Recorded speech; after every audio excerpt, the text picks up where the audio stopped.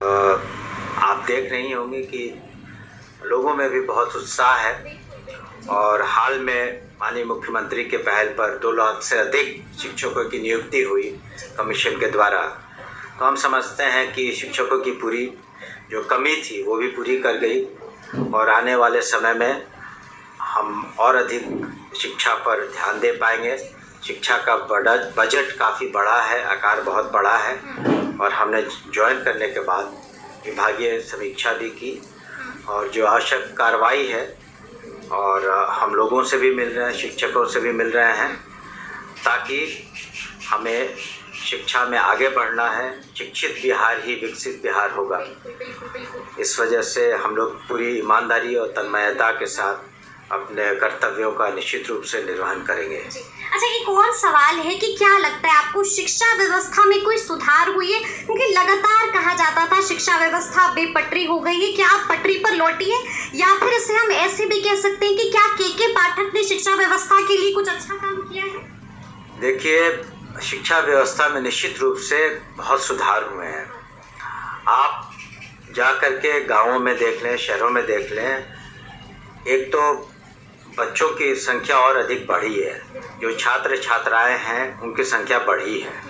दूसरी बात है कि जो आम शिकायत थी कि शिक्षक लेट आते हैं, समय पर नहीं आते हैं, कम आते हैं, उसमें भी बहुत सुधार हुए हैं। और तीसरी बात है कि जो शिक्षकों की कमी थी, राज्य सरकार ने माननीय मुख्यमंत्री जी के नेतृत्व में 2 लाख से अधिक शिक्षक बहाल किए हैं और निश्चित रूप से बहुत सारी चीज़ों में ACS पाठक साहब जो के पाठक थे उन्होंने भी मेहनत की है। और देखिए, अंतोगत्वा जो सुधार होते हैं, एक टीम वर्क होता है, टीम का लीडर होता है। तो हमारे मुखिया नीतीश कुमार जी चाहते हैं कि और अच्छे से अच्छी सुविधाएं दी जाएं, वातावरण दिया जाए और तैयार किया जाए। और इसलिए जो भी प्रोत्साहन राशि भी इसलिए मैट्रिक के बाद, ग्रेजुएशन के बाद दी जा रही है। जो UPSC BPSC में जो क्वालिफाई कर रहे हैं प्रिलिमिनरीज में, उन्हें भी प्रोत्साहन राशि दी जा रही है।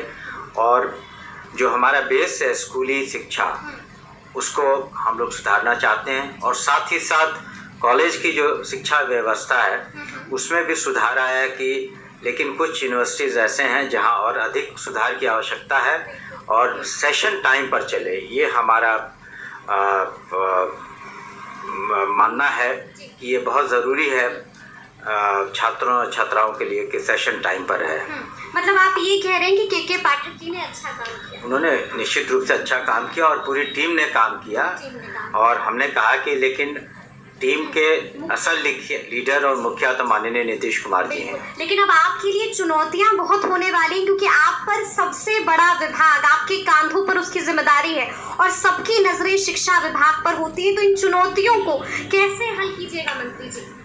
देखिए, हमने समीक्षा बैठक की और हमारा उद्देश्य है कि शिक्षा में ससमय एग्जाम्स हों, शिक्षा की क्वालिटी, जो गुणात्मक सुधार है वो लाया जाए और जो इंफ्रास्ट्रक्चर है, संसाधन है स्कूलों में या कॉलेजों में, उसमें बढ़ोतरी हुई।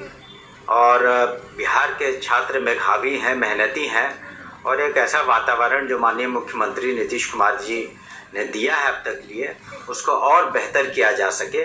इसलिए आप देखेंगे शिक्षा विभाग का बजट भी सबसे ज़्यादा है और इस वजह से हम लोग कोई कमी नहीं रहने देंगे और ईमानदारी, निष्ठा और के साथ मेहनत करेंगे।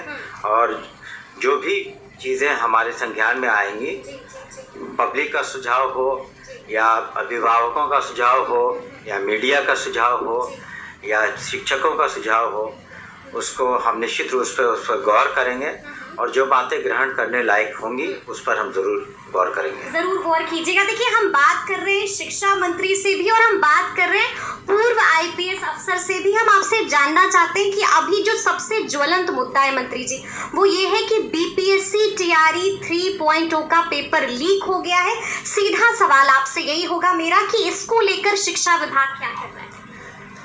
देखिए, मीडिया ने इन बातों को खबर किया है, तो इसमें तो EOU इन्वेस्टिगेशन कर रहा है और शिक्षा और जो भी और बीपीएससी इसका एग्ज़ाम कंडक्ट कराता है। अगर कोई कमी रही है तो इसको निश्चित रूप से यू देखेगा। तो दोस्तों, आप लोगों ने सुना कि बिहार के शिक्षा मंत्री ने क्या कुछ बातें कही। आज स्पष्ट रूप से कहीं ना कहीं बिहार के शिक्षा मंत्री शिक्षा पर खुलकर बोले हैं। उन्होंने कहा कि हमारे जो मुख्यमंत्री हैं वो लगातार प्रयास कर रहे हैं शिक्षा की गुणवत्ता को बढ़ाने के लिए।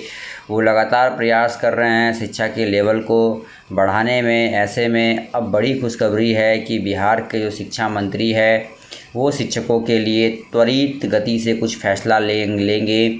सप्लीमेंट्री रिजल्ट अभी तक जारी नहीं हुआ, कोर्ट का आदेश भी है इस पर जल्द से जल्द निर्णय लेने के लिए। अब क्या कुछ होगा दोस्तों समय ही बताएगा, लेकिन फ़िलहाल हमारी और आपकी यही कोशिश है कि जो शिक्षा विभाग है वो त्वरित गति से एक्शन ले, सप्लीमेंट्री रिजल्ट दे और बहाली की प्रक्रिया जो अधर में लटकी हुई है उसे आगे बढ़ाने की कोशिश करे। तो दोस्तों इस वीडियो में इतना ही। धन्यवाद दोस्तों। जय हिंद, जय भारत।